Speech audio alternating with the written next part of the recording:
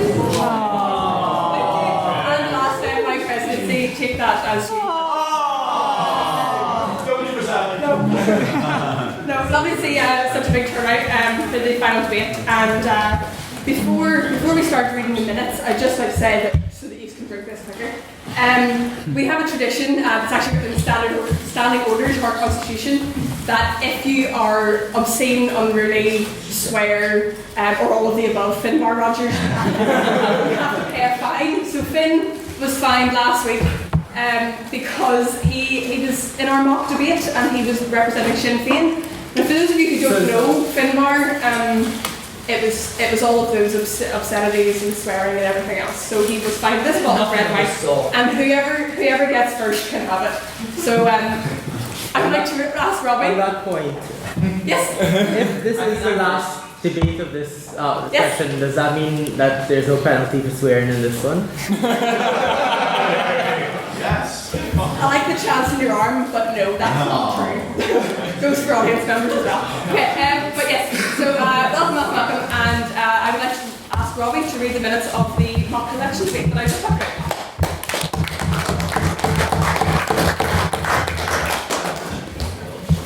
Good evening, one and all. Hope you're well. The Northern Ireland Legislative Assembly election debate took place at the Lickerific on the 5th of May and was attended by 27 members. For the evening, each honourable speaker took up the reins of the respective party leaders of their chosen party. Representing the DUP was Michael Arlene Beales. Mr. Beales started strongly with the party's A material. Catholic schools are promoting harmful ideals, Republicans are smuggling fuel across the border, and all wildlife is a result of God's wonderful and benevolent creation.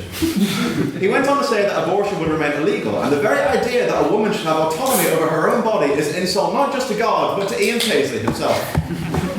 That we should leave the EU, stop the invasion of those pesky ethnics, and that his party's election anthem would be Cher's seminal classic, Turn Back Time. Representing the Ulster Unionist Party was Ryan Mike Neal. In true UUP fashion, he lambasted Stormont as a whole and insisted that things needed to change, without revealing any plans for change. He claimed that we must increase university fees to ensure a sense of hope, togetherness and Britishness, chose the Imperial March as his campaign theme, and blamed malignant republicanism for why bad things happen to good people. Representing the Alliance Party, initially, was Mr. Kieran David Gallagher. He began by espousing the usual Alliance Party line, saying that Belfast is a reeking hellhole, and warning that the country's threat level was flashing a mighty beige alert. However, on the question of the EU, Mr. Gallagher shocked the House by turning his back on the Alliance Party and announcing his candidacy for the United Kingdom Independence Party. It was at this point that Mr. Gallagher announced "Long live the British Empire" and claimed the Iron Throne was located in Brussels. Representing the TUV was Mr. Johnny Jim Finlay. Mr. Finlay blamed the loony left for the poor quality of catering available that evening, lampooned the fact that we can't even afford a colour photo of our Madge, and blamed the mysterious rash on his leg on Sinn Féin IRA. He concluded by saying that to ensure the membership of his party from now to the future, he vehemently opposed education in all forms. Representing Sinn Féin was Mr. Finbar Jerry Rogers. He claimed that there was only one union that benefits Northern Ireland, and it is not with Westminster. If you wish to experience a summary of the rest of Mr. Rogers' speech, simply immerse your head in cold water, bite down hard on your own armrest, and ask your neighbour to furnish you with the sweet release of death. Representing the SDLP was Mr. Chris Colm Spratt. Mr. Spratt revealed that he was the only member of the panel who could fight for gender equality, as in his time he had known many women and knew what they wanted. Mr. Spratt's tireless speech reflected the high-octane nature of SDLP policy. He concluded by stating that he would marry the EU if he could, and his party's campaign theme would be "My Perfect Cousin" by the Undertones, because why not? Concluding this fruitful and productive panel discussion was Mr. Owen Stephen Mulholland, representing the Green Party. Mr. Mulholland opened with a #MakesYouThink point by declaring that if men could get pregnant, abortion would have been made legal years ago. He declared that we should stay in the EU, that the Iron Throne should be made out of compost, and we should replace our country's flag with a beetroot. Vote Green! After the debate, the House was given the unenviable task of voting for whom they believe represented their party to the fullest. The vote went as follows: DUP, 0. UUP, 0. Alliance /UKIP, 2. Sinn Féin, 2, Green 3, TUV 5, and the Social Democratic and Labour Party 14. May I have the answers round?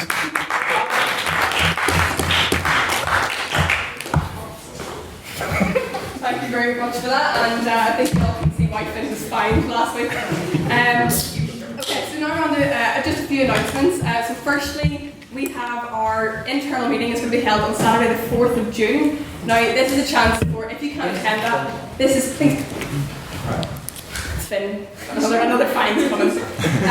And you might see that if you attend the internal meeting on the 4th of June, which the arrangements are yet to be made, but keep an eye out on Facebook. Internal meeting is, it happens twice a year, and it's where we have a chance to decide the debates for next semester. So if you are back at uni or you're sort of hanging around Belfast and want to come to debates in September to December, please submit your any sort of motions that you would like, any topics that you would like. Even if you don't have any specific wording of the motion, just message one of us or write on Facebook, or there's a spreadsheet online, or there's so many ways that there's no reason for you not to have your motion suggested. So please do suggest some good motions so we can have a great term card next year.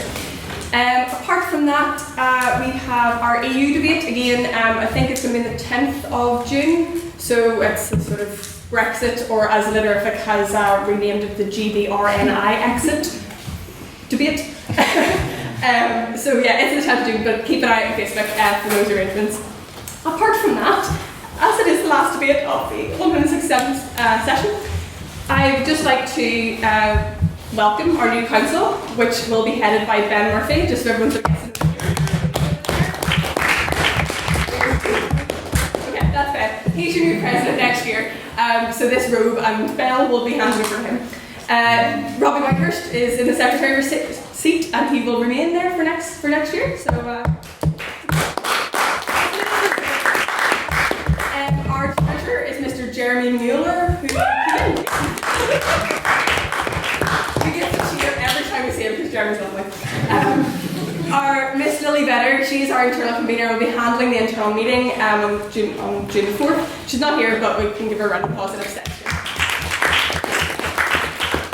And sitting third proposition is Mr. Andrew Hanneman, who will be external convener next year. Not he's looking at me as if and Mr. Andrew Dillon, who I hope is wearing his headphones around his neck. No, he's not. He normally is. That's how you know it. He will be our outreach officer next year, and he will be convening our schools competitions.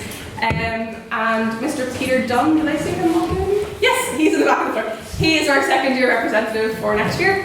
And Dr. Craig Miller, to give him his proper title, is over there, and he will be our open representative for next year. Before he started.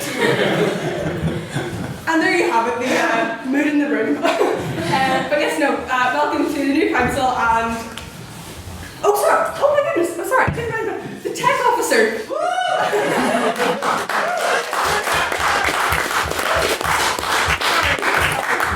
I should have known by the microphone sitting right in front of me. Yes, Chris Pratt is our tech officer for next year. He will be recording all of next year. Yeah, so they're going to do a fantastic job, and if you're in Belfast, even if you've graduated and you're just sort of hanging around, come along Thursday evening 7 o'clock, you know where they are. And on from that, I believe we're on to, yes, private members' business.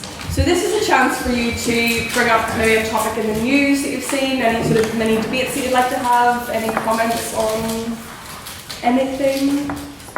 Come on, it's the last debate. Somebody's bound to be interested in the news. Dear God. Madam President, this is President's question. Private members' business? Near enough. Would you kindly ask the House if they've managed to vote in the union referendum today, as they have half an hour left to do so? Oh, taking a little bit of time for us. Can we vote on that? Like, can we vote on whether I can ask the House that? We'll have a vote on whether you can ask first. Yeah, okay, yeah. Does anyone else want to be asked that question? No, I did. Oh, okay. I'm sorry, there was some second to ask us whether we want. Okay, yes. Okay. Can we have a vote on whether you want to be asked whether you have voted today? All those in favour say aye. Aye. Oh, and all of those against? Okay. There you go. The letterific is as apathetic and neutral as normal. Any other points in private members' business now that you've seen what I've done? Yes, Chris Brown. I would like to ask the House what they think of Northern Ireland becoming a real democracy. Any comments on the fact that Northern Ireland has now become a real democracy? Yes, Ben. I would say that in principle it's good, but when it actually happens. Ooh, any other comments? On that question? Yes. Well, personally, I'm happy old Jim is getting some more company on that side of the bench. So, if anything, I hope this will help him calm down his recent activities. Recent. Any other comments on the fact? Yes, Johnny? Well, I would like to congratulate Northern Ireland on actually taking a step away from real democracy, because we've had this coalition where everyone people vote for gets to have say in government doesn't work us up at all. We need an opposition. That's bad. Okay. See, Johnny is sticking to his line from last week on TV. Yes, Dr. Miller. I was quite looking forward to the TV sitting next to people before profit. I'm angry now that the UUP are going to put themselves in the middle at that point. They have to. Okay. Any response to that? Yes. We really wanted a democracy where the majority of people had voted for the DUP at the last election. And so it leads me to my main point. Give oligarchy a chance. Okay, we'll move on from that. Any other final pieces of private members' business?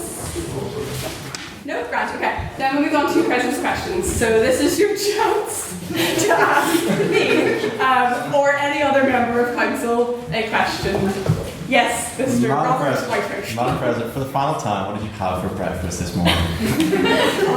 I've been so sleep deprived, literally hummus and at the back. Yes, genuinely, I'm starving, so I'm going to, that's not my version. My mic is at the back. Sorry? Well, I did all that.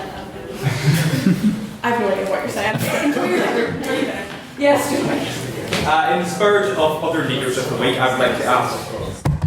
Excuse me. I would like to ask, Madam President, which members of the council she thinks are very rude, and which union societies are fantastically corrupt. I think this is more a conversation for the pub, as I have to be neutral until later on this evening. So we speak to me at 9:15. Any other, I'll say final President's questions? No, Grant, have it.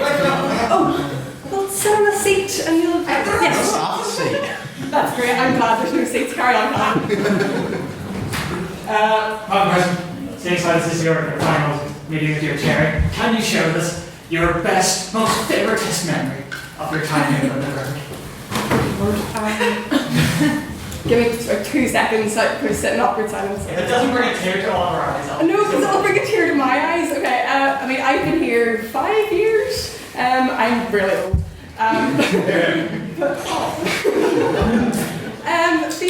Okay, well, there was that time that we had council meetings outside. We were sitting in the Botanic and sort of like discussing business and didn't get much done. Within the actual letterific meetings, we had a debate, I think it was animal testing, and I can't remember who the lecturer was, but we invited Jordanstown, University of Ulster Coleraine, to come down and speak, and it was so awkward that the lecturer stood up for no reason and slated University of Ulster for like an uncomfortable period of time, and the room was like everybody and Ulster were sort of sitting there like, okay, well that's not relevant to animal testing. So yeah, that was quite relevant.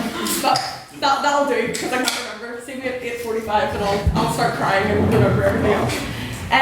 Okay, so aside from that, we are going to move on to tonight's debate, which you've all been waiting for. So the motion is, this House believes raising children with religion is child abuse. So before I start going over the rules very quickly, just like I say, okay, we normally have no party politics, no religious polemic. We obviously can't avoid that in this debate. So I would just like to remind yourself, speakers, and the House to just be nice and polite and respectful and treat them, as your mother, like as you would your mother. Just be nice, because be nice. Okay, so quick words. So 7 minute speeches, first and last minute are protected, which you will hear by the sound of me ringing this bell awkwardly. And you can't ask questions in the first or the last minute of the debate. If you would like to ask questions in the middle 5 minutes, please stand up and raise your hand and say, "I will point sir, I will point ma'am," and it's up to the speaker to accept or reject your question.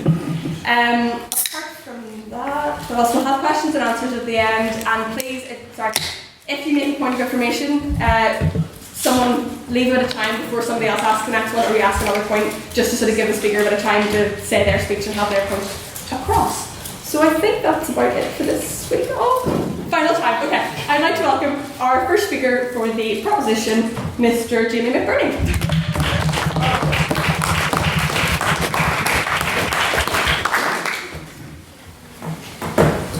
Can I just go ahead, yeah? Yeah. Okay, no problem.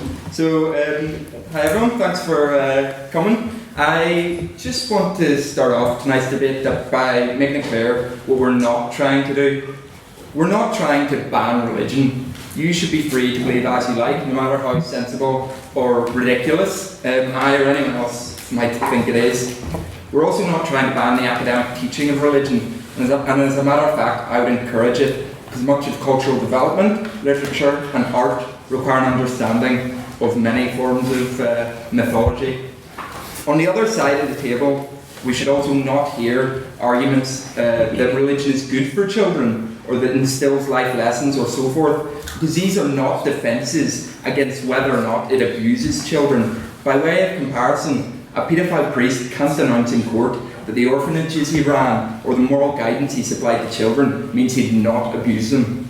Good works are not a defence of abuse, whether it's a person or a religion. This whitewashing would be a disgusting tactic which simply ignores the accusations of abuse. So what is the motion? We on this side believe that raising children with religion is child abuse.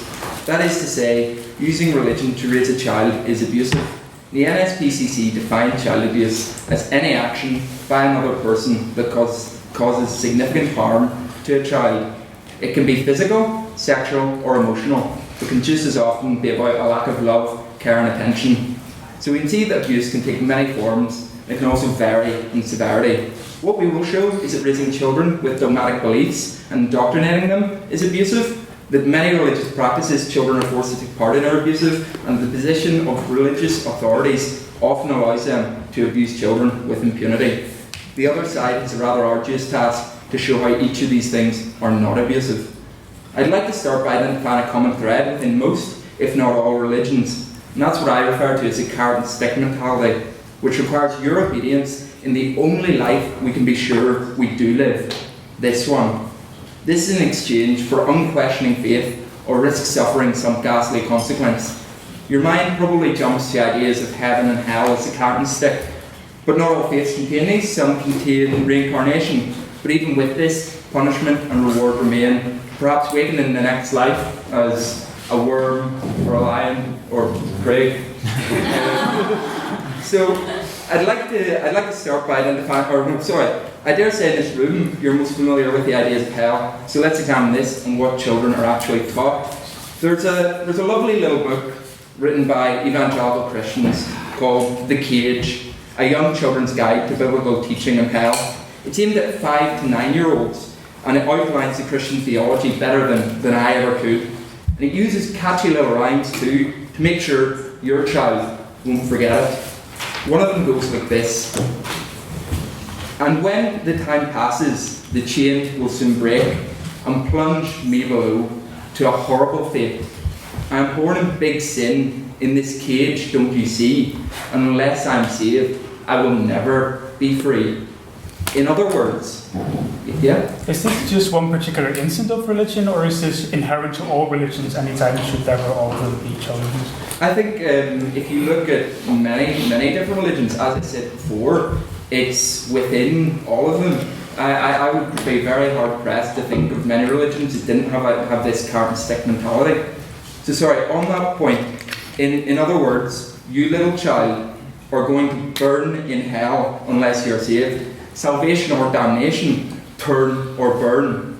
Some have the audacity to call this a choice. You're literally holding an eternity of hell to a child's head unless they agree with you. This isn't a choice, it's coercion. This is bread and butter, This is bread and butter indoctrination. It is inseparable from religion. It is also child abuse. And is there even the slightest shred of evidence that any of these religious current stick realities actually exist? No, it just says so in your holy books. We have to have faith or trust that it's true. Well, I'm sorry, that's just not good enough. And to teach us the divine, unalterable truth is horrendous.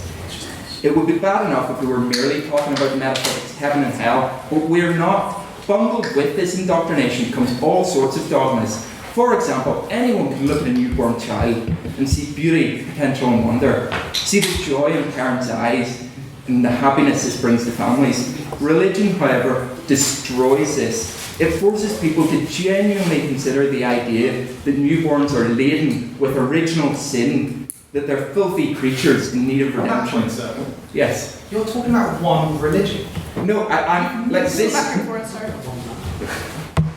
I'm coming on. So next, Islam and Judaism, on your point, Greg, not to be outgunned, must go one step further and show their devotion to the Almighty by hacking away at the genitals of these innocent bundles, with complications ranging from loss of sensation, bleeding, infection, and death. Sorry, I'm time. Raising a child with religion is abuse. All of this is often before the child even reaches its first year, and only one of many dogmas in relation to things such as homosexuality, child marriage, child healthcare. The list goes on and on.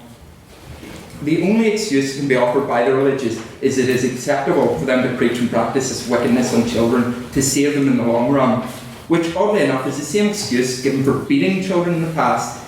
Is it not true that the writings of the prophets, as the Jews call it, or Proverbs, as it's referred to by the Christians, says, if you punish them with the rod, they will not die. Punish them with the rod and instead save them. You might as well say you have a God-given right to abuse children.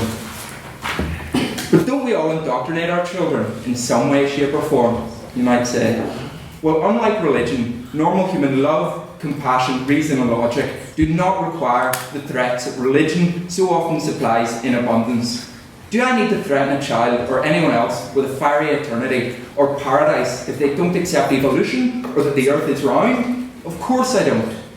I can use experiments and show the results. Do I need to tell a child about heaven and hell to teach them about love, compassion and morality? Again, of course not. It would cheapen these values, and if I did that, and it undermines morality.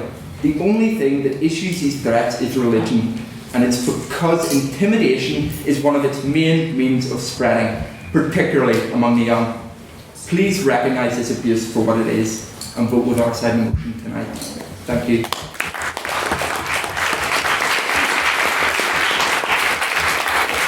Thank you very much, Jamie, and could we, for his fantastic maiden speech, give him another round of applause.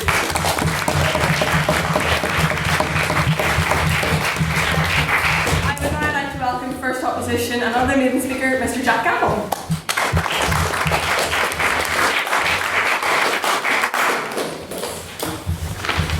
My girlfriend and I have a long-running joke that when I was young I had an operation to remove both my heart and my tear ducts. I mean, whatever film we watch, if it's The Notebook, if it's Les Mis, and if it's even Schindler's List, I don't cry. I just don't get emotive. But I must confess that this week, as I was preparing and watching a video of 6-year-olds with big signs gleefully shouting, "God hates fags," there was something in me that was just tense. It was intensely unsettled. Couldn't raising children with religion be nothing short of child abuse? Well, that emotive leap to that conclusion is tragically flawed. It's tragically flawed because the proposition implies a false dichotomy, and it's flawed in its arrogant overstretching. So firstly, it's a myth that only the religious indoctrinate. Jamie definitely sidestepped this. He asked the question and didn't answer it. The perceived problem with raising children with religion is that it's an incredibly selfish act. You've biological Play-Doh in your hands and you're moulding it into what you want. It's at best unfair because you deny the child to mould themselves, and at worst it's cruel because you're poisoning their minds with the toxic filth of religion. The proposition presents you with only two options. You can raise your child with religion, or you can raise them without religion. You can raise them with religion to mould their minds without consent, and wait for them to harden, or you can raise them without religion and allow them to mould themselves. 2 seconds, Andrew. But this is a call. Because it's embarrassingly obvious to everyone that all parents must mould their children. So instead of 2 categories, we just have one. We have those who indoctrinate. Some will do it with a holy book. Some will do it with a set of house rules. Some will do it with critical thinking principles that we should teach our children. But we cannot escape moulding young minds. On that point? Yes? Well, the first proposition outlined a specific tenet, that is, you obey this for, unending peril. Surely that differentiates it from something like political freedom, which is more so a political ideology than a religious one, and there's distinction there. But I think we all do have a worldview, we'll have a set of beliefs that will influence practice, that have our own commitments and our own beliefs, which will affect how we do things. As we raise them up, we are initially saying, what this is good, this is bad, this is indefensible, this is really, really good. The cry also comes from that quarter that, no, I'll definitely guide my child, I'll share my opinion, I'll engage in robust debate, but I'm not going to force my beliefs on them. It's simply not true. For one, your own value system will permeate throughout your family. You'll not be able to have one single meal without the instilled family culture pushing children towards accepting certain assumptions. The air they breathe will be the family culture. The way we do things in this house, it's not a neutral force, and we shouldn't think it of one. In addition, children are purely simply enfleshed antennae. They pick up absolutely everything. Whenever they hear things, they can't help but bury them deep and later regurgitate them. I have to admit my skepticism when someone says that they'll take care not to push a child one way or the other, whether religious or irreligious. They'll simply ask questions and point them out. Really though, when those bigoted, intolerant fundies are on the TV, you're just going to sit and look and not really say anything. No, there's going to be a grimace. You're not going to censor all your daily activities. And really, if you are so virtuous to do this, you're just not quick enough. Those flicker of emotions that you have to suppress a second later won't go unnoticed. Whether knowingly or unknowingly, we are passing on certain dogmas to our children. Types of people we should like, types of people we shouldn't like. Those who should be revered as heroes and those who should be demeaned as villains. So the dichotomy the proposition implies just does not hold. It's madness to think that you can either raise your child religious or raise them neutral. You must indoctrinate. Secondly, I would argue that religious indoctrination, far from harming a child, is superior to non-religious indoctrination. Obviously, one example doesn't hold true for all religious upbringings, but since the proposition is a laughably overreaching statement, well, we might as well perform an isolated case study on evangelical Christianity. So take, for instance, the commands of Jesus. Love God and love your neighbour as yourself. Love your enemy and pray for those who persecute you. Are these not admirable and virtuous commands?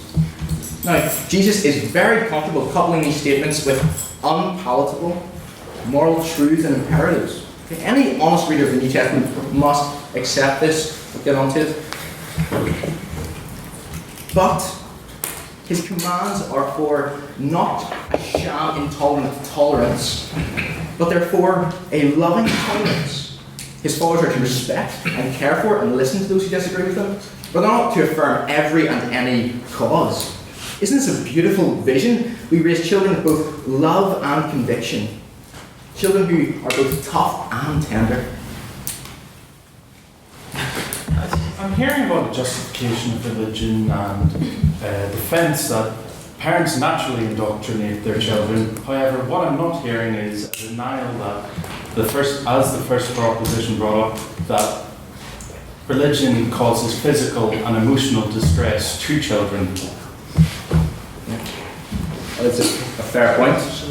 But we must say that we bring our children up, we make moral judgments, we bring them up what we want right. We do indoctrinate, but we indoctrinate for love of them. And so take the nature of faith. Within Jesus' message, he holds that the promise that God's settled hostility can be diverted from those who have betrayed their Creator. And the single condition for this is trust. Not as Jimmy defines as some vague understanding of God out there, It's trust that because he has died and rose again, that his word will hold true. And so any Christian parent knows that they can't force or coerce faith. In fact, it means they're much more concerned about non-coercion than their non-Christian counterparts. Indoctrination is unavoidable, and to claim that only the religious should be charged is blatantly fallacious. As soon as we see this illusion, we must ask what is best for our children. And I believe, and I think you should believe, the religious upbringing is best for children. Thank you.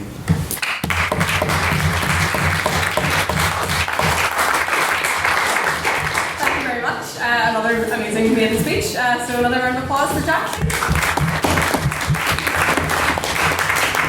And continuing on for the proposition, we have Miss Lee Soup.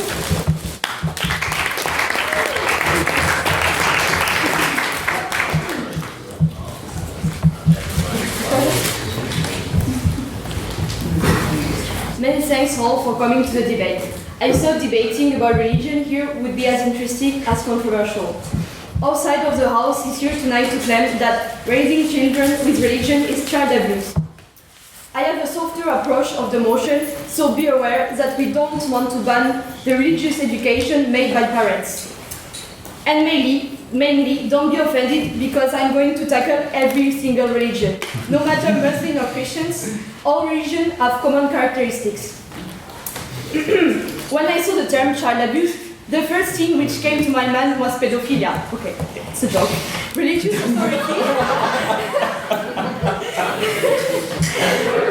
authority that the child has to rub shoulders with and molest them. However, sexual abuse is an extreme case, and the heart of the problem is more insidious. It has been shown by many psychological studies that the childhood is an important period to build the adult you are in the future. The basis of a good education is to accept and help to develop the personality of your children, not to brainwash them. Some opponents of the motion could argue that the punishment inflicted for not believing in God and any other standard reason to punish a child is equal. However, a child is already able to decide what is true or not. It seems completely absurd to believe in a life after death divided in two areas, hell or heaven. How to access heaven? You have to be a good prayer, confess your sins. For many religions, no sex before the marriage. For the children, don't eat candies. Later, for a teenager, don't drink alcohol and don't smoke. To sum up, don't enjoy your life. To accept the paradise. Not point. Later. The paradise, a supposed garden of excess. How paradoxical. It admits that heaven and hell exist, which has not been scientifically proved so far. Of course, a human being changed during his life, and when he is an adult, the parents are supposed to have no longer authority upon their offspring. An adult has his own judgment and his freedom of belief.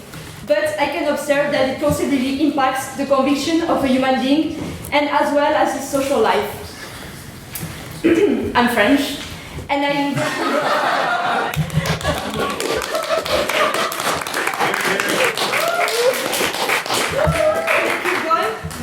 And France is a very secular state. I've been raised by an atheist school, and I went to a light school. By atheist parents, and I went to a light school.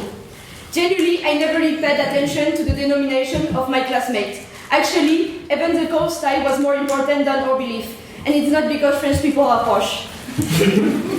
I have Muslim, Catholic, Jewish friends. Who cares that they read the Quran or the Bible? No one. But I can compare now with Northern Ireland. I've been told by natives that they went to Catholic or Protestant schools and never got mixed altogether until university. Religion creates segregation. Unlike what most of the religions advocate, love your neighbor, raising a child with religion is teaching him a lot of sterile principle, but not tolerance. Northern Ireland is probably one of the worst examples of the bad effects on religion towards children in Western society. And then I'm not mentioning, for example, the Ku Klux Klan in United States. But it is even worse when it comes to the Middle East. Indeed, the women's rights are deeply violated by religions already during childhood, with an extreme interpretation of the Quran and the Sharia later. The little girl is taught that she is inferior than men, dependent on them, and reduced as an object. It is true that before the age of puberty, the girls are not obligated to wear the headscarf, but the religious education already oppressed them. Teaching religion has been mostly a matter of power rather than a matter of transmitting values. Throughout the centuries, from the Middle Age with the religious crusades to the conflict between Israel and Palestine, religion has always been a matter of power. It creates war, terror, and suffering. We have to take the problem from the roots and it starts by not forcing a child to believe in any religion. I'm not even an atheist, I'm agnostic, meaning that I think it is impossible to prove the existence of any God, unlike atheists whom deny the existence of God. I don't believe in any religious doctrine. By stating that, I want to show that banning a religious indoctrination is not banning religion. The purpose of the motion is not to ban religious education, but maybe only to transmit the best part of religion, the faith. Okay, I can take the questions now. Yes? Are you seriously suggesting that every child raised with religion will necessarily become a bigot? A what? A bigot. Nasty person. No, it depends. You can raise children with religion. It depends how. Like you can say, okay, we believe that, but you're free to don't believe it. No.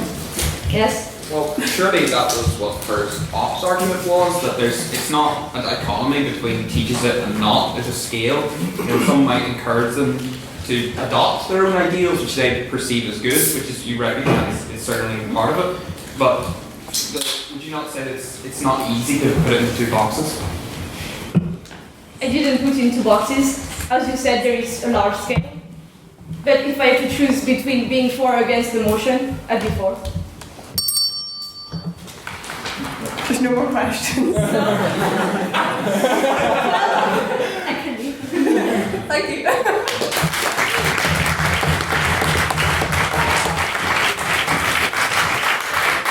Thank you very much. And continuing to the opposition is Mr. Aaron Besant.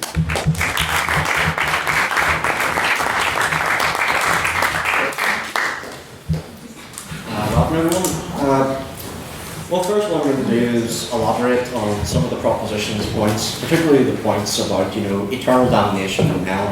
And then I'm going to go into a point about fictionalist accounts of morality and how religion can be used for the benefit of the child and how it isn't child abuse. Well, first, the proposition would like to point out that children are told from a young age that, you have one choice: believe in your deity or suffer an eternal damnation. But this meaning of eternal damnation does not mean that you burn in fire and brimstone. That connotation was brought up early on and is most popularised by Dante Alighieri's Inferno. What it means to live in hell is merely a separation from God. That is not any form of, say, physical torture. It is a far different meaning for those who hold faith and those who don't. Well, now I'm going to get into the part about fictionalist accounts of morality. It doesn't matter whether or not... No. It doesn't... The point about fictionalist morality is that even if no deity exists, or even if, we live in a secular world, when you raise a child, one of the best ways to do such is to teach them of stories. And these stories can teach them various forms of morality which will keep them affected throughout their life and give them good basis for making their decisions. Now, thank you.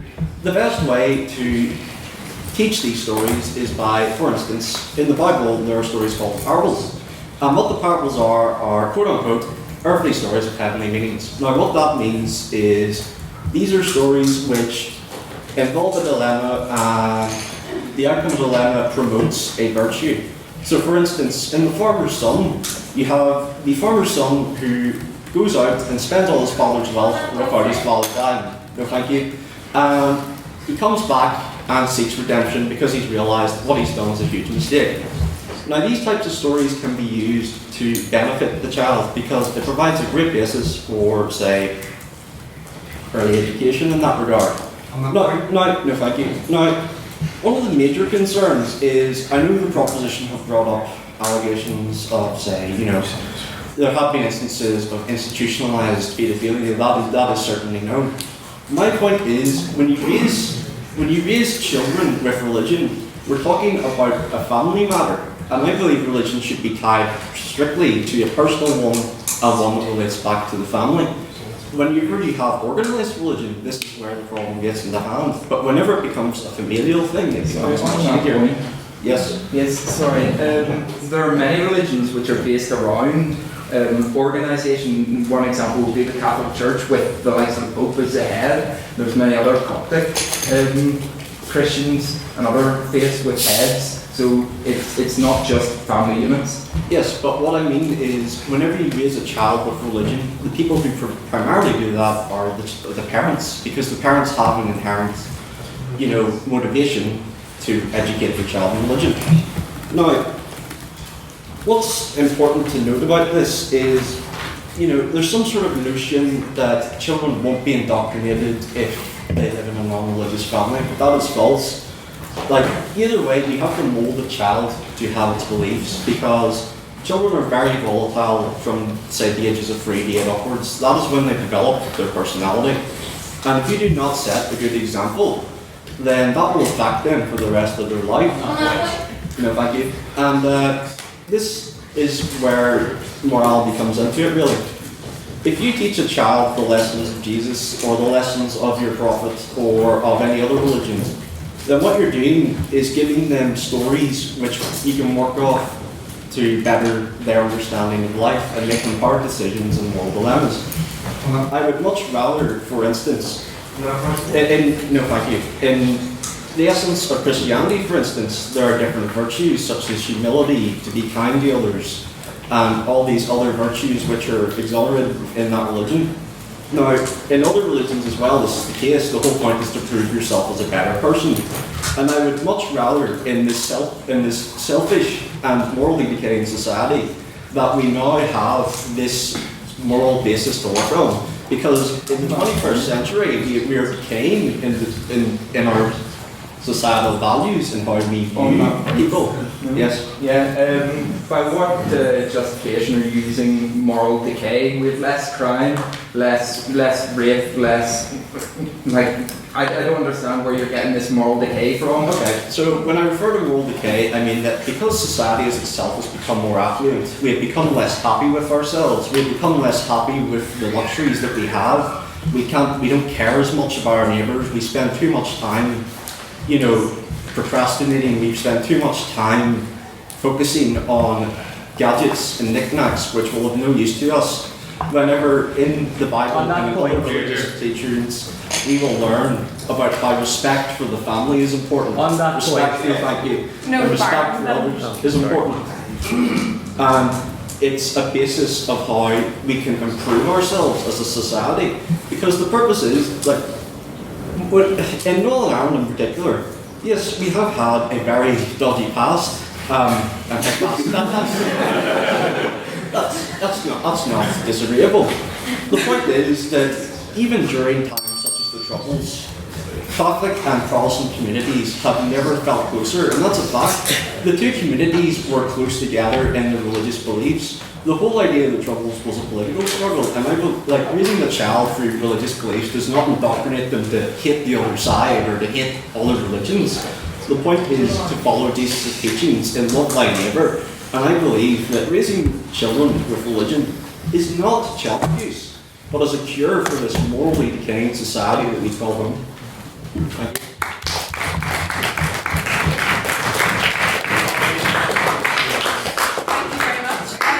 Before I invite the final speaker for the proposition, could you all just please be aware of your whisper level while people are speaking. So I'd now like to welcome the final member of the proposition, Mr. Andrew Hammond.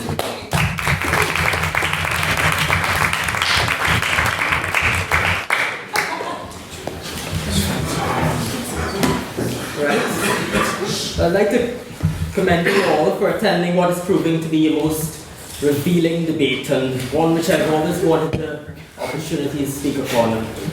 I want to thank Jack for what was a very well-delivered speech, but I will now put to rest the pervasive fallacy he has sold to you all in one sentence.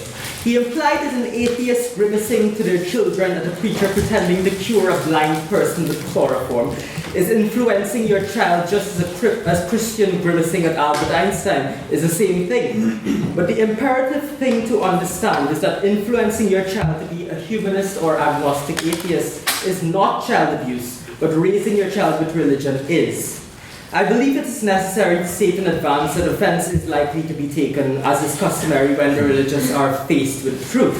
However, I no longer face execution at the stake for my heretic stance due to the efforts of many brave individuals that have sought the true interest of humanity in the past.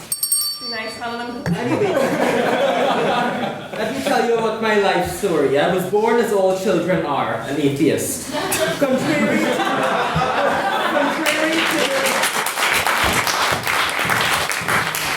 Contrary to the ridiculous sentiment that babies can be Christian or Muslim or whatever, this is the way that we enter the world. However, not right now. At only a few months old, however, I was to be recruited into a cult by an old man in a dress who splashed water on my forehead and declared being saved of original sin. This is the type of scam that makes religion so pervasive. You scare impressionable little children into thinking they are born sinners and holy and impure, and they need to be saved. If they submit to your particular set of beliefs, they shall be rewarded not now, but in the hereafter. And if they don't submit, you face an eternity of suffering. You're essentially created unwell and incurably so, and then ordered to become well for fear of eternal torture and death. Yes. I would like to say that Christianity teaches that self-improvement and actually heaven is a pursuit of perfection. You don't say that we're to better ourselves and make sure that we live a better life until we reach perfection after our death. Okay, to respond to that, child abuse in terms of pedophilia, genocide that has happened over the years, the Crusades, the ISIS, whatever you have, that are extremes are not the pursuit of what was the word that you used? Sorry, but pursuit of whatever positive thing that we Anyway, you are told of this. You're told of the all-knowing and all-powerful God that will strike you down if you call His name in vain. So all-knowing is He that by this logic He knows if you're going to go to hell before He creates you, and He does anyway. But don't worry, God loves you unconditionally. Growing up as a young child, I was made to read the Bible and have in fact read it from cover to cover. It is amazing that as young as I was, I saw it for what it was. These primitive stories of creation and God's maniacal genocide of almost everyone in the Old Testament. The intellectual defect, yes. I would like to hear less of an attack on religion and more of a highlighting of the abuse that it causes to children. Well, you're going to get to that, but if I were to do that completely, I will have to take away my whole speech. So, an intellectually defective and plagiarized story of an ark built by an 800-year-old man in the middle of a desert who summoned 2 of every living organism into it, including polar bears and lions that require completely different climates for their survival, and sailed above the highest mountains for an entire year, while God drowned everyone for not being gullible enough to get into a floating zoo in the middle of a desert.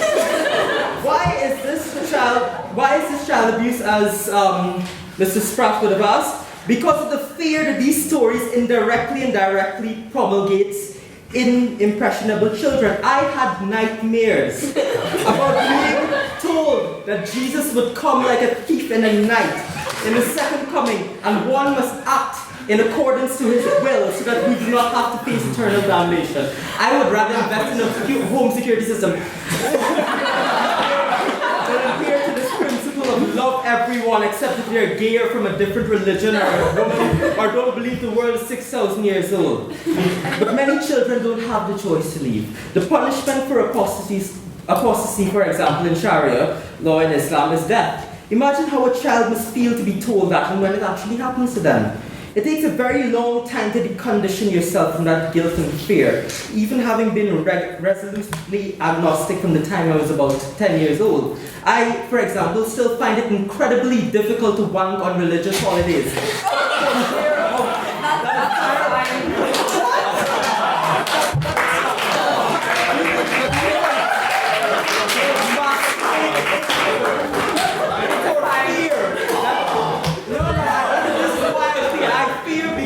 I feared a masquerading red suited demon like Deadpool and bath salts would come into my room with horns and pitchfork and judge me.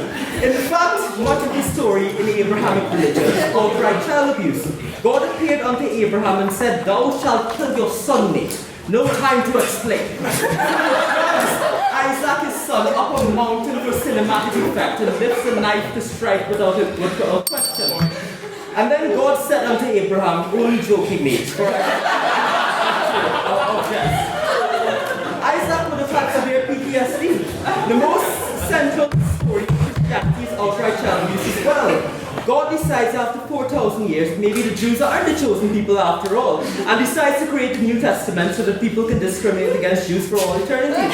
The only way he figures this can be done is by sending his son down on a mission against the Romans. A suicide mission, actually. He makes a big deal of making sure that the person who is going to be pregnant is a virgin, since children must know that the sexuality of women must be repressed for all time.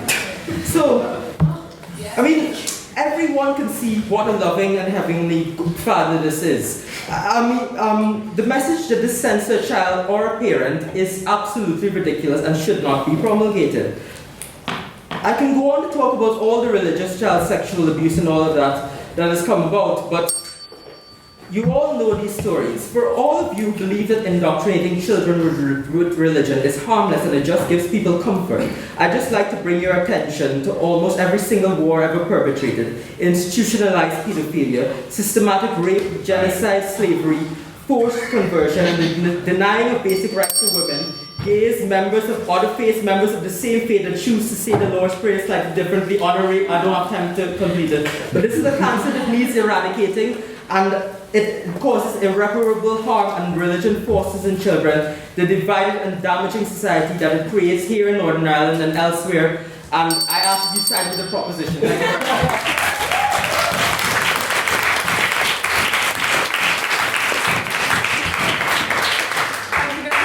Very interesting speech, and I'd now like to welcome to close the opposition and the debate for this evening, Mr. Kervin van Tonken.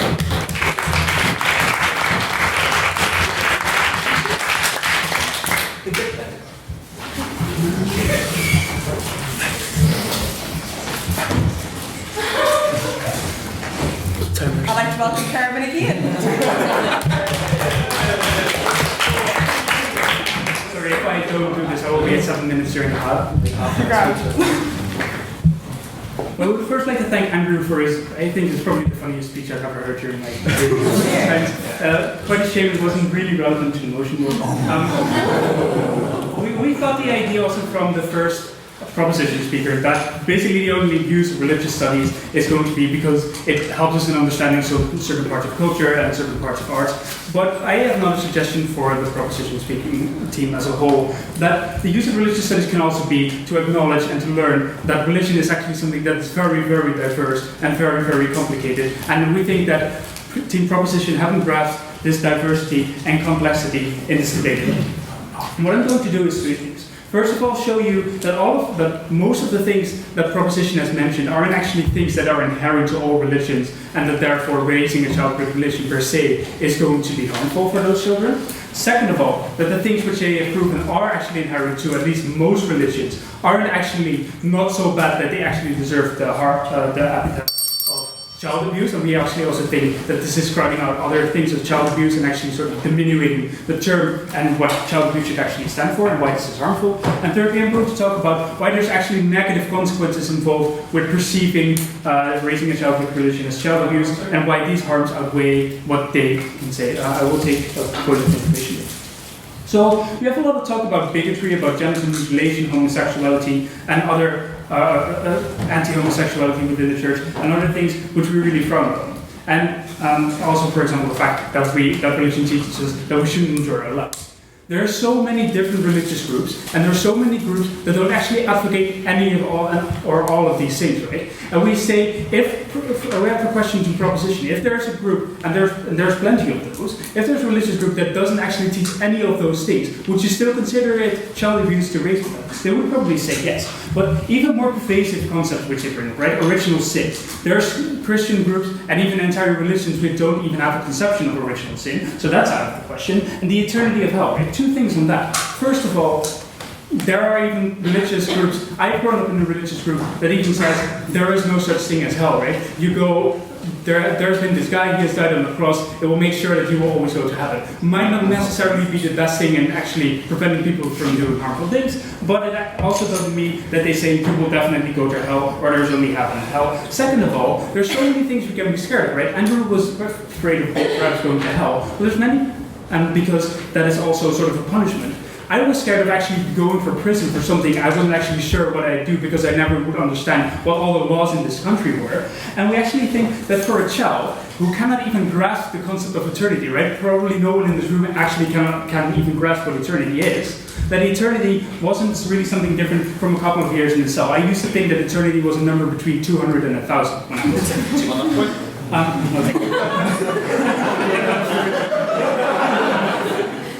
We also hear from second of indeed on this point that the how of how you raise children in religion is probably more important than if, and this is something we really stand by. Second of all, the things which they have proven that actually are inherent to religion, right? That you have to dedicate yourself to God and that you have a certain coercion to behave that morally, aren't actually that bad as what we would commonly see as child abuse, right? I grew up with religion around me. My parents raised me to be a Protestant kid, and when I was about 15 years old, I started doubting my religion and I became an agnostic atheist. And suddenly I had all these questions, right? Because did my parents actually lie to me for 15 years of my life? What have those 15 years been? What have I been doing in those 15 years of trying to fulfill religious moral duties? And now I don't even know that there was a God, and had severe problems with actually losing my religion at this age. At the same time, or about a year later, I had a friend who actually became Christian. He was raised an atheist, he became a Christian. That friend had severe moral problems because he was thinking, well, for 16 years of my life, my parents have actually taken away my chance of becoming a beautiful Christian, right? He actually believed that, or part of his believing was that for 16 years, he hadn't actually been able to fulfill his Christian duties. What this shows us two things, right? First of all, we're always being indoctrinated, right? Even if they say you're not, even if you're raised in an atheist or any kind of way, you're being indoctrinated, right? There's probably no one in this room who hasn't been isn't in some way not being indoctrinated by free market capitalism, for example, right? Even up to this day. And it also shows that both ways are harmful, right? Yes, it's harmful to use your religion when you're a teenager. It's also hard to get a religion and to lose your atheism when you're a teenager. And there's their moral and psychological questions that you're asking yourself. But these have this psychological damage. It's hard, yes, but it's nowhere near the psychological damage that is usually found in definitions of child abuse, right? Because what kind of psychological damage is that? It's the damage of being locked up in a room. It's the damage of being severely neglected.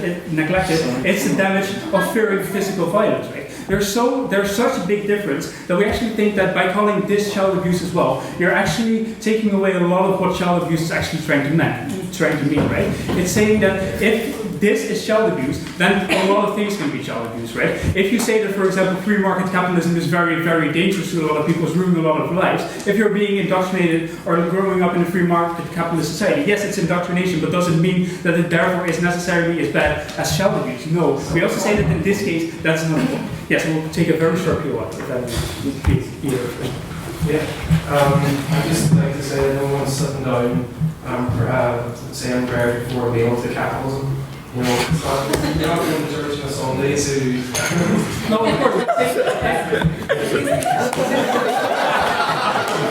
Right? Saying prayer is also not the only way you can be indoctrinated, right? I've never seen as many commercials, for example, as for Christianity. The last thing is that, as Jack has actually told you already, it's very impossible to isolate the child from the convictions of their parents. This also means that for a parent to actually never raise their child with any religion at all, it means that the parent should also refrain from all of their own religious practices. And this also creates a lot of moral dilemmas for those parents, right? Because what if this is actually a person who believes in hell and who believes that their child should be baptized in order to get to heaven? Right? What kind of parent would you be if you were not to baptize your child? What kind of parent would you be if you say, okay, well, I'm not going to baptize my child and run the risk that he's going to end up in hell, right? There's probably no parent who actually believes in this who would not do this, because it would be very harmful for them as well. We think this emotional harm should also be taken into consideration. Secondly, telling children that they are just the victim of child abuse if they've been raised religiously, and telling that also it's your fault and for still believing in such a thing, and you're actually basically stupid because religion is nothing more than child abuse and you're still believing in it. It's very harmful because this is breaking bonds and trust relationships with the parents and the communities in which you grew up. We think that these are very, very severe harms to actually telling people and believing that children are just victims of child abuse when they've been raised with religion. And we have also shown that all of the harms that they have shown are not actually necessarily inherent to religion. So for all of those reasons, we back you to oppose. Thank you.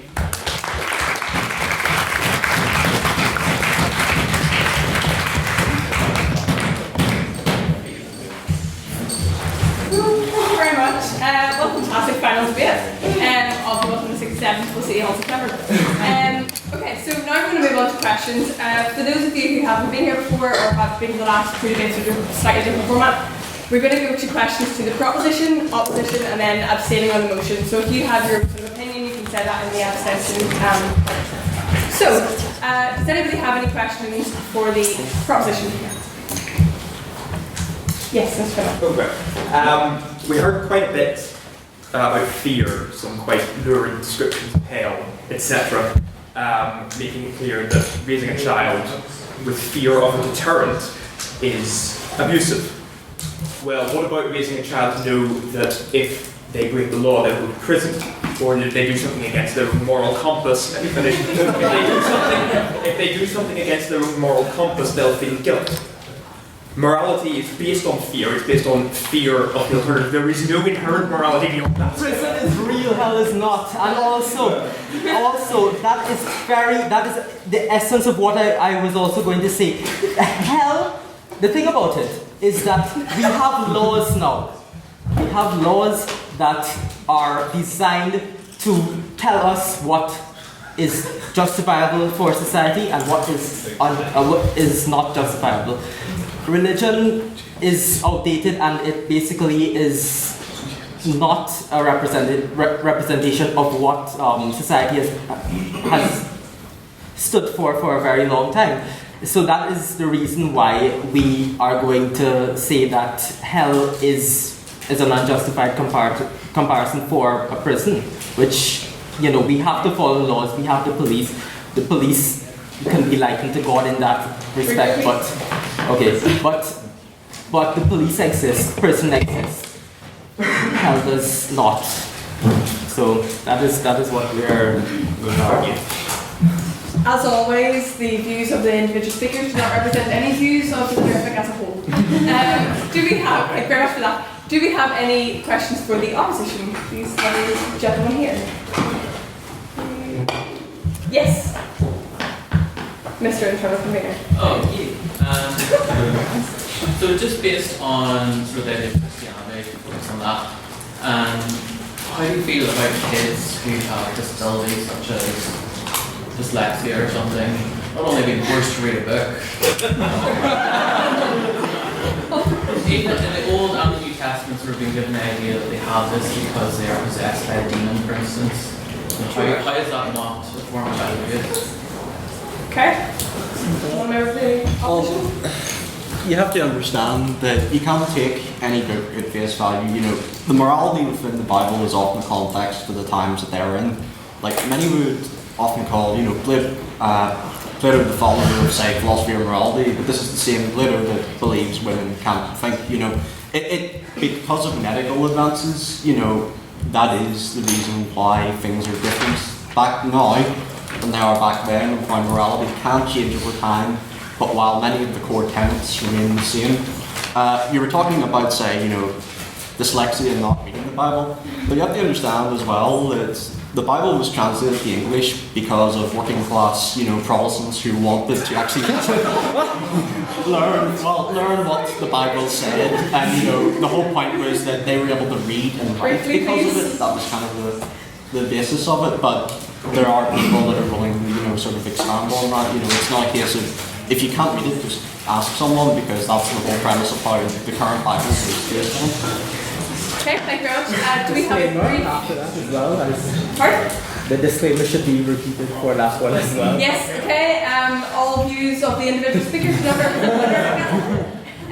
do you have a brief response from the proposition? I'm sure you would have Just on the point of morality being contextual, that's an argument that just doesn't wash with me. Why was it Leviticus 20:13, for example, talks about how you should stone homosexuals? Under what context is it acceptable to stone homosexuals? Anyone, please give me a context. Thank you for your rhetorical question.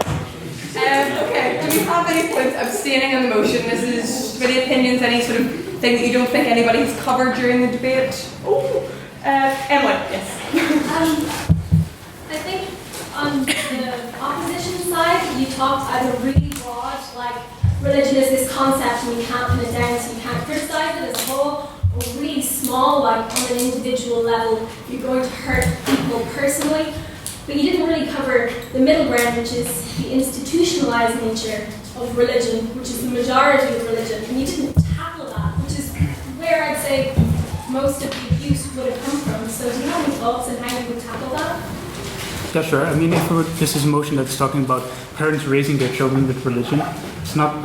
I mean, there was some talk in the first couple of speakers in the debate about the institutions of religion, but I don't think it's really that relevant, because if you're talking about raising a kid with a religion, whatever that may be, it's not. I mean, because indeed, as you say, the majority of religions have institutions in them, but there's definitely a lot of them that also don't. So it's not something that needs to be inherent in every religion. It's not something that is inherent in religion as it is.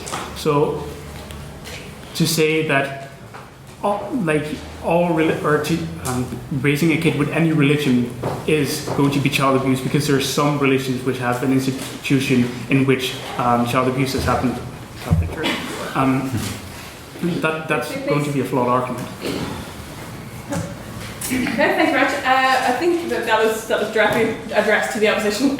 So we'll go to another point of abstention. Does anybody? Yes, Tara, you can't get out of that seat quick enough. Yes. Okay, I don't really know how this affects the debate, and I don't really know which aspects to bring up. So I'm just going to tell you my own experience of religion while growing up. So I went to a Catholic school, and my parents didn't actually know it was Catholic school, so I was taught that I was a Catholic, etc. And then it turned out that my dad was Muslim and my mum was an atheist, which got really confusing when I was about 8 years old when this all came out. So I was raised Catholic by school, and my parents were divided in their views as to how I should be raised. And I guess I just want to bring that about, because you were bringing up like aspects that religion teaches love and compassion and etc. and life lessons, but I learned these things from many different ways, and it wasn't even my parents that taught me religion. So it's kind of how you bring that into it, and even the aspect that after all this came out when I was 8 years old, that it created a lot of problems within my school for me. That's that everyone else was Catholic and I was not. And that's also an aspect of it as well, setting me up for bullying or taunting or being excluded from things. It's a very wide thing that I don't think he's really touched on, and just how much it can affect a child when they're growing up. Okay, thank you very much. We'll have one response from the proposition then. Yes. Well, I sympathize with that, because I also had a similar experience having, well, my parents would have been from different religions. Well, my dad was a Christian atheist and my mom was Hindu. So basically, you know, I've had also a lot of different opinions coming at me from, you know, different directions. And yes, professing to a denominational school that you are of a religious faith is means for bullying, and that is one of the integral aspects that I believe that we should have focused on as well. That people who are bullied because they are atheist truly shows the divisive nature of religion. So I sympathize with you and I thank you for that point, and I believe that if we do encourage our children to think for themselves and to teach tolerance and love, which are human values, not religious values, that we can eradicate this problem. Thank you. Okay, thank you very much. And we have a brief response from the opposition. Anybody taking that bullet? Well, if we're going to continue on being bullied, like when I was about 12, I was also being bullied because I was a Christian by atheists, right? So it doesn't automatically say that just because you're a racing atheist or just because you have these values, it's going to make you automatically exempt from things like bullying or things from bad behavior. So, but I do indeed agree that, more directly on your point, that just as bad parts aren't necessarily inherent to all religion, just the good parts also aren't necessarily inherent in religion, right? It's something that is very fluid, and in some cases the one emerges, and in some cases the other emerges. Oh, shall I respond? No, if you're ready for it. But you can in the bar afterwards. Okay, so we're going to go for one more round of questions. So prop up and then up and abstaining, and then you can continue that in the bar. So do we have any questions for the proposition? And oh, there's so many new people. It's amazing. Yes. I'd just like to ask where the proposition get their morality values for bringing up their children. I'm just related to the fact that it's human values, but we wouldn't say Joseph Fritzl had love and inherent human values. That point actually doesn't really add up. Obviously then it's how to be attacked by saying, oh well, the Bible says to stone gay people, to treat, the Quran says to treat women really badly. That I would argue is you kind of twisting what I would believe, but with you using that phrase, it's human values to set morality, that doesn't really make sense. And actually, would you give any credit to the place of religion in promoting love and good values in the world? Because I know we have talked a lot about the wars, but there actually has been nobody admitting that actually there has been a great place for religion in the world, and that has actually done good things for morality and teaching our kids. Yeah, I'd like to take you up on that offer. I think religion does provide a community in a lot of cases, but you fall into a trap which I initially laid out. That does not whitewash any child abuse. Any good doesn't whitewash any child abuse. Also, human values. I wouldn't say that Joseph Fritzl was a guy who was compassionate, had reason and logic. And this is what we need to base morality upon, our altruistic nature. Like, there's, if Sam Harris puts it that religion gives people bad reasons to do good things. If you see a child starving, you don't need to think, oh, God told me to save that child, this is a good thing for me to do. You can think compassionately, if I was in that child's position, if that child was my son, my daughter, I should feed that child.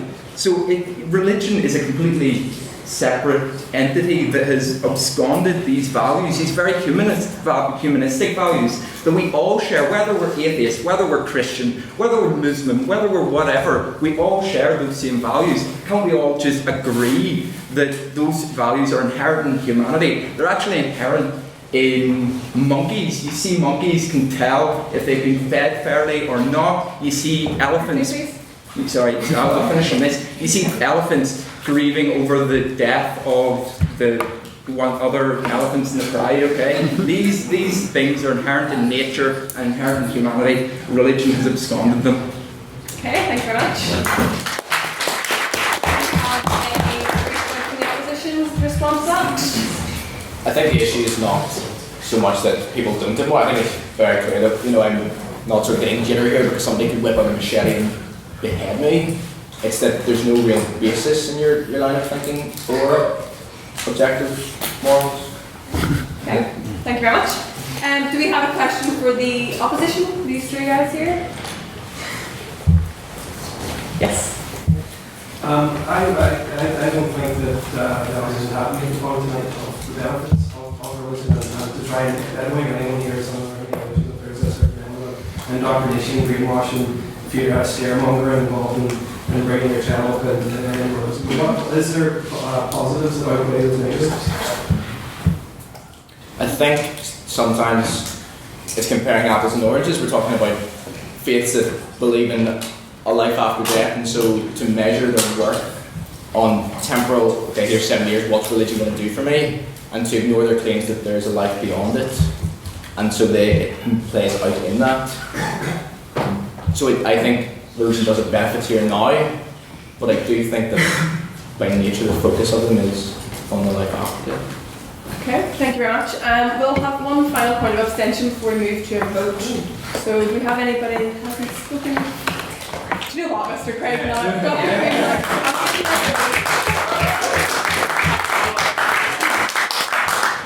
wanted to be on that side tonight, but you literally have read religion out of the Independent. You have no idea what this actually means. Right? You've got no clue. You've actually spoken about Judaism. Right? This is an abstention. And I'll get to my abstention point in a few minutes.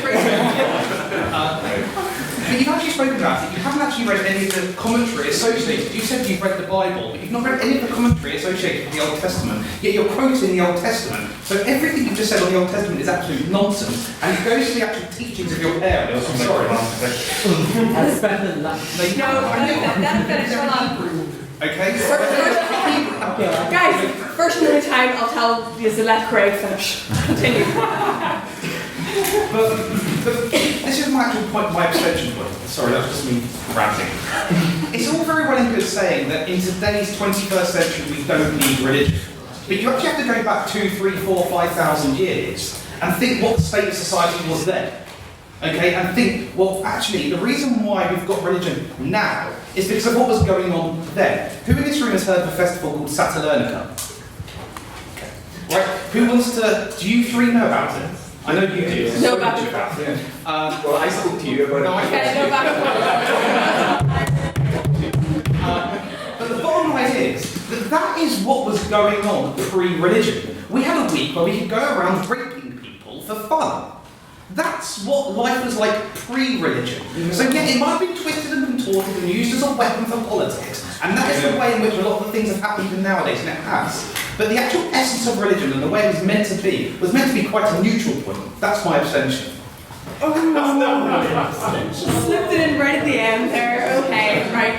We're going to have a response to the proposition and a response to the opposition. So, quiet please. Please be quiet. Or unless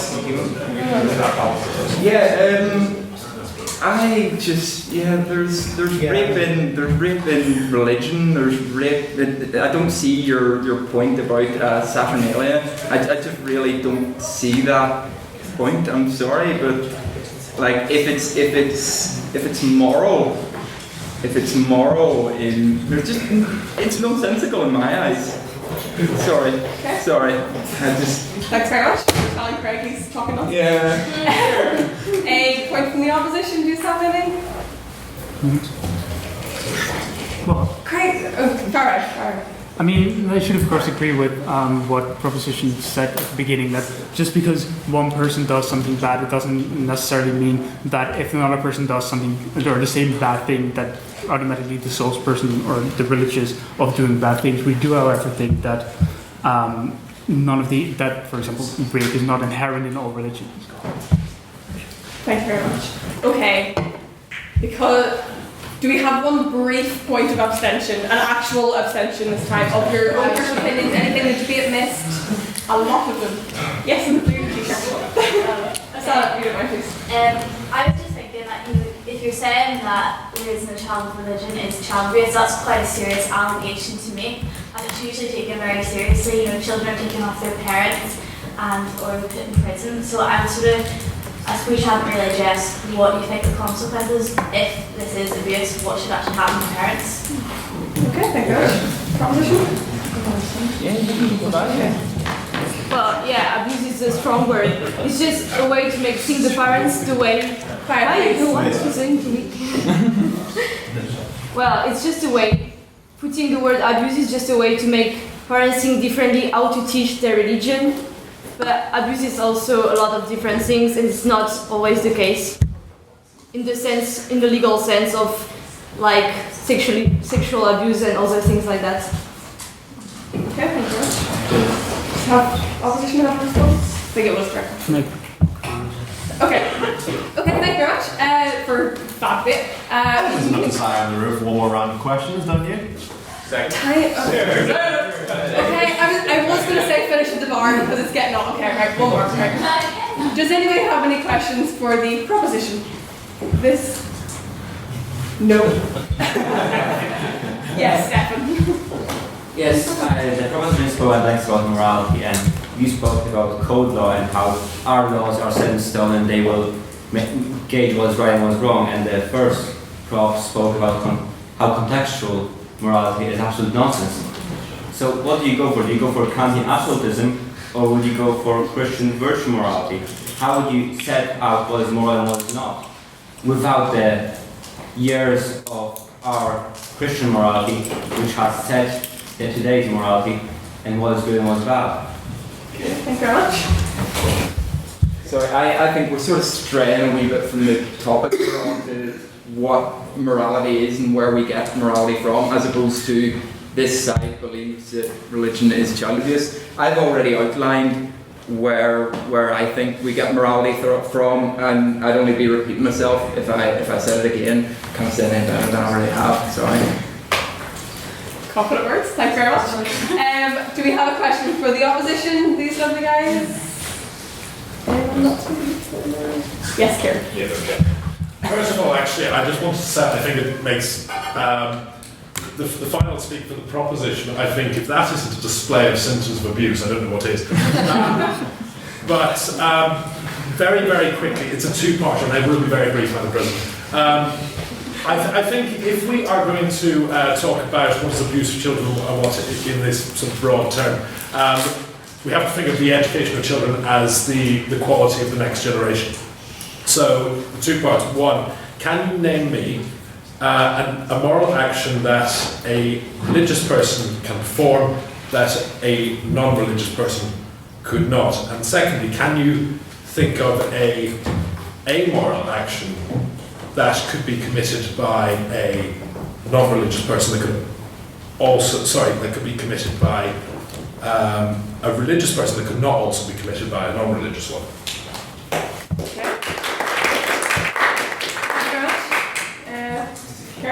Same answer to both questions, no. Same answer to both questions, no. I think both religious and non-religious persons can have reasons not to do all kinds of moral or immoral actions. College trial. Okay. Thank you very much. Okay, we're going to do one last point of abstention. Yes, Jim. Most of the discussion tonight has been around religions that are prominent in the West, but it's more directed towards the proposition. But what would they say raising a child with Jainism, which is a religion that emphasizes non-violence, non-materialism, and open-mindedness? Would they consider that to be child abuse? Yes, Charlie.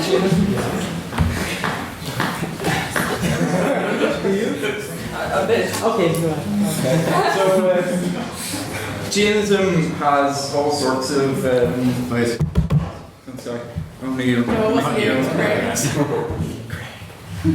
was So Jainism has all sorts of dogmas and stuff attached to it, including stuff like they'll cover their mouths so that they don't even eat a fly while they're walking along. They'll not go out at night so they don't even trample on grass. Now, with Jainism, I admit it may be a lot harder to do. I don't know the faith that much, but what we're talking about is religion as a whole, and we've targeted the main religion. Jainism is a very, very small religion, and I'm sure you can probably find some religion somewhere that doesn't have a carrot and stick mentality. I just don't know it. I don't think Jainism does. Okay, thank you very much. As I was going to say, okay, before we go to the votes, that's question finished, but you can finish in the bar. We're going to the house bar in Cross Road after this here, so people will sort of be guiding you up there if you all want to come. I know it's assignment time, exam time, but you can come for one drink. Anyway, Okay, so we're going to go to a vote. So the first vote is based on your personal opinion. So everyone can vote in this here. So if you believe the proposition side of the motion and you believe that this house, this house believes raising children with religion is child abuse. Thank you very much. I've said it wrong. Okay. If you agree that raising children with religion is child abuse, please raise your hand and say aye. Is this an opinion or? Own opinion. Your personal opinion. Is this opinion on Personal opinion on the motion. Hands nice and high, please. Raise your hand if you agree with the proposition side of the motion. 15, Madam President. Yeah, right. And if you agree with the opposition and don't think that raising children with religion is child abuse, it's one of our longer motions of the year.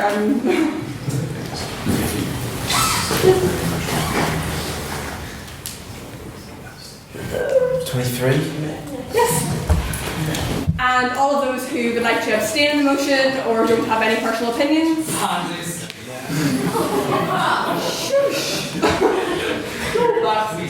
Finn, please. 9, Madam President. Thanks. Okay, and this vote is the one that's binding for our minutes, and the letter effect will sort of take a personal view, even though we don't really. Okay, so this is based on speaker ability. So all of those who have your really nice shiny membership cards. For the last debate of the year, all those who have your nice shiny membership cards. Gemma, you're on council. Okay. For those of you who think the proposition spoke better tonight, please raise your membership card and say aye. Aye. You're a slave to capitalism. 20? 21. 21. Craig would agree with there. And all of those who think the opposition spoke better this evening, please raise your hand and say nay. No!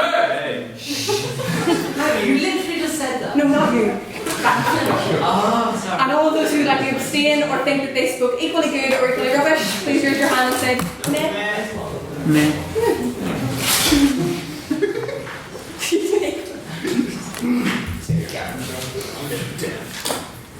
Okay, I think I believe opposition won the debate this evening. Proposition.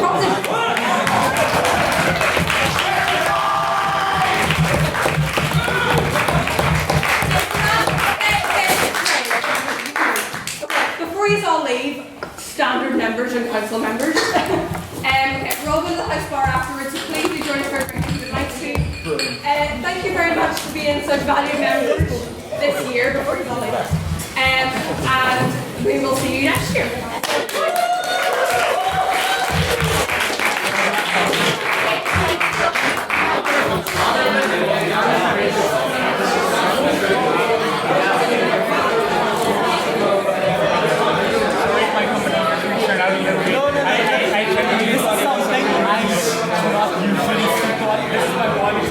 I got to do it. I did it, and now it's so.